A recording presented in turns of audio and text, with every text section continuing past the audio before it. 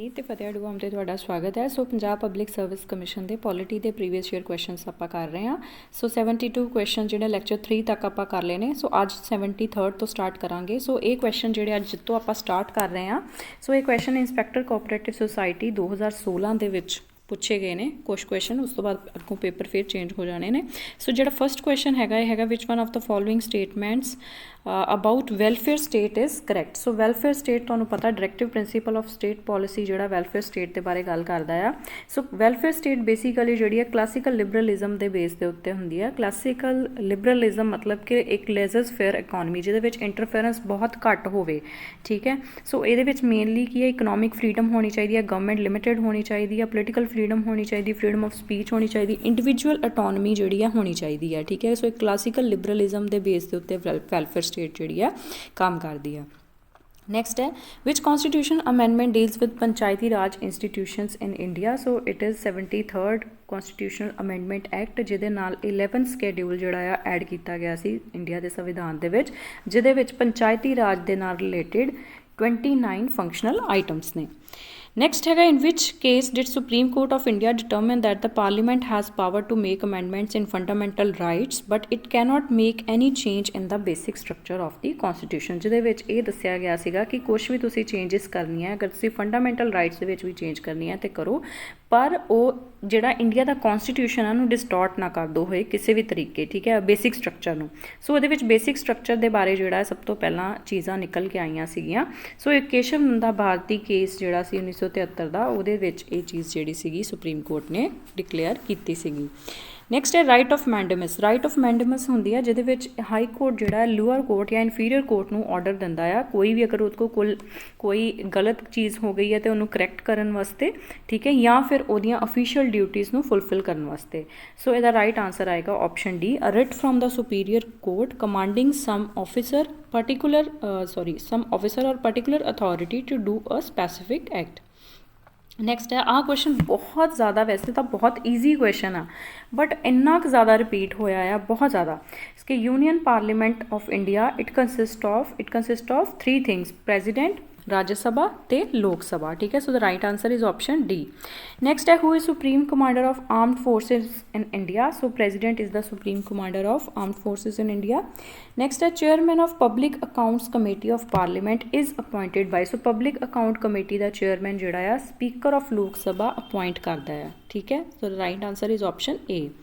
Next है who among the following is chairman of national crisis management committee. So जिहड़ा India का top most IAS officer या chief administrative officer India का यानी कि cabinet secretary, वो इसका चेयरमैन हुंदा है नैशनल क्राइसिस मैनेजमेंट कमेटी का।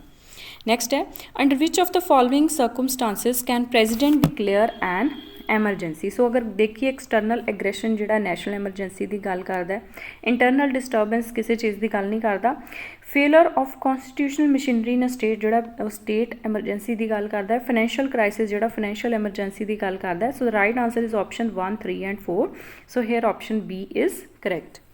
नैक्सट है which of the following UTs has been provided with legislative assembly. Delhi, Chandigarh, Lakshadweep, Dadra and Nagar Haveli. So सिर्फ 2 ही यूटीज़ ने जिन्होंने लैजिस्लेटिव असैंबली दी गई है, प्रोवाइड की गई है, एक दिल्ली तो दूसरी पुडुचेरी, ठीक है।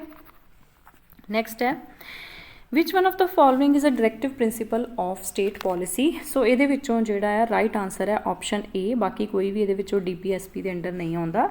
फर्स्ट है state shall endeavour to protect and improve environment. Article 48A provides for the protection and improvement of environment and safeguarding of forest and wild life.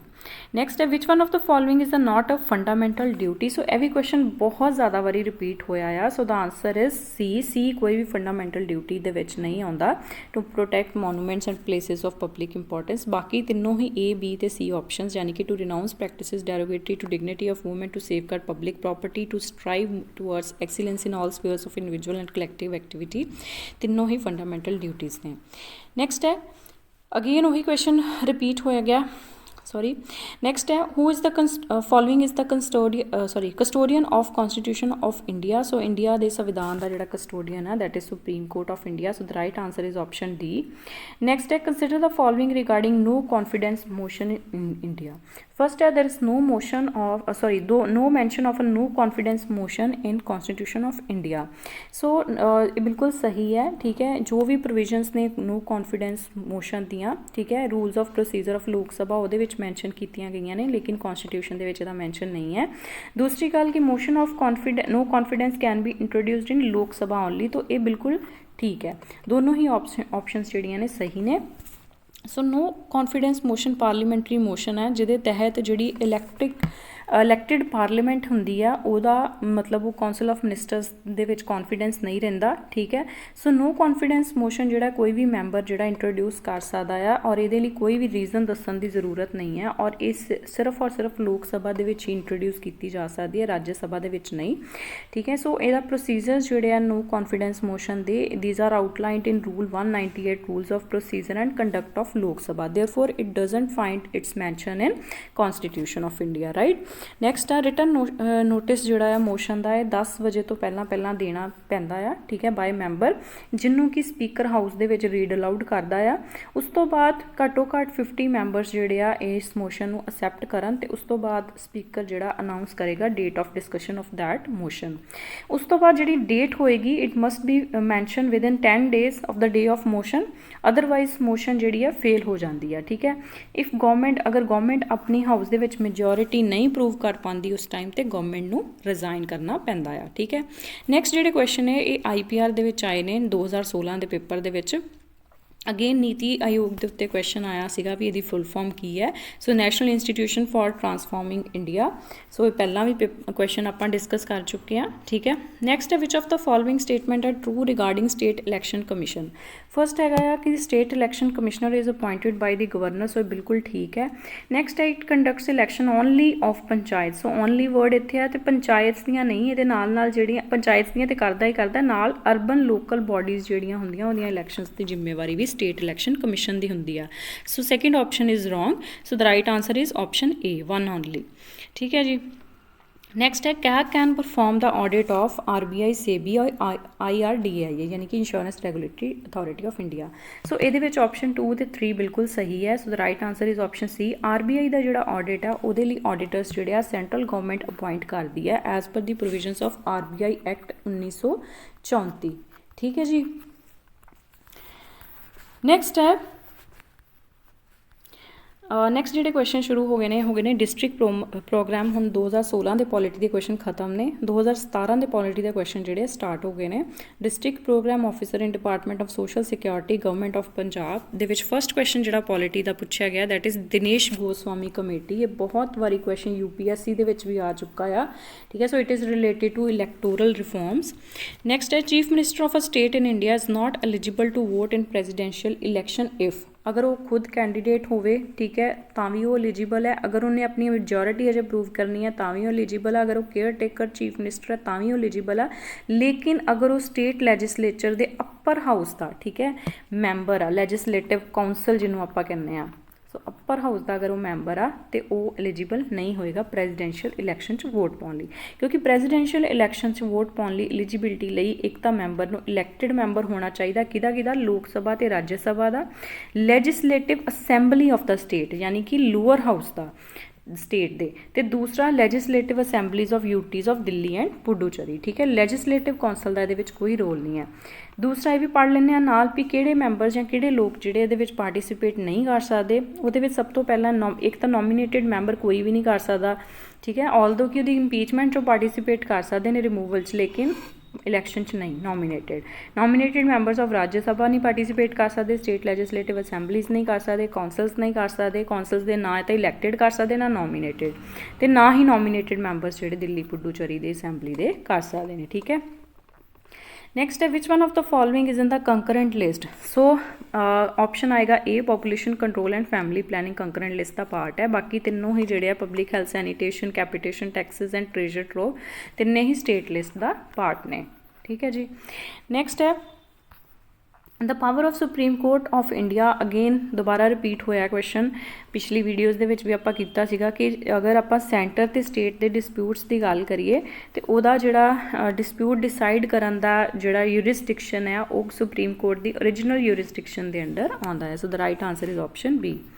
Next ਹੈ Indian parliamentary system is different from British parliamentary system in India in that India has. So India ਦਾ ਅਗਰ ਆਪਾਂ real ਅਤੇ nominal executive ਦੀ ਗੱਲ ਕਰੀਏ ਤਾਂ British parliament 'ਚ ਵੀ ਹੁੰਦੇ ਨੇ, ਕਲੈਕਟਿਵ ਰਿਸਪੋਂਸੀਬਿਲਿਟੀ ਵੀ ਹੁੰਦੀ ਆ, ਬਾਈ ਕੈਮਰਲ ਲੈਜਿਸਲੇਚਰ ਵੀ ਹੁੰਦਾ, ਲੇਕਿਨ ਜੁਡੀਸ਼ੀਅਲ ਰਿਵਿਊ ਜਿਹੜਾ ਆ ਇਹ ਇੰਡੀਆ ਨੇ USA ਤੋਂ ਬੋਰੋ ਕੀਤਾ ਆ।